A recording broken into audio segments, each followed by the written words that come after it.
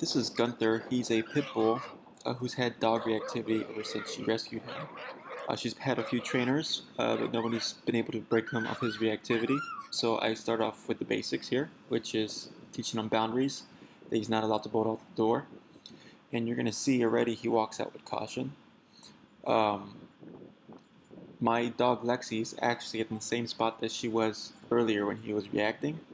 And you see he's looking at her, but then he glances back to me, he checks in. And this is just about 5 minutes of pressure work with him inside the house just to give him a good concept of the prong collar. Previously, they were using it, in my point of view, incorrectly. And also, you're going to see here, I'm going to give him a little correction, and he's going to react and try to pull the leash right here.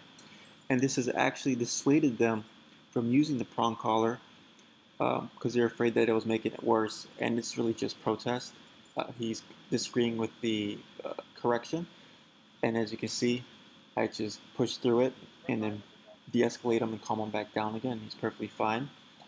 And my brother's going to run with Lexi, and he completely avoids and moves away. So he's already understanding that his behavior is not acceptable.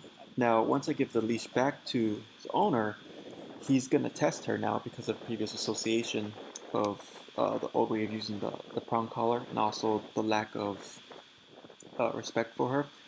So here he breaks position again. That's the second time, and he does about 2 to 3 more times in this clip, but he kept doing it. So then I decided to kind of switch the approach because he's definitely in a more agitated state. And right here, if you saw how she jerked that prong collar very quickly, that's part of the problem that was causing him to become more reactive, is just the improper use of the prong collar.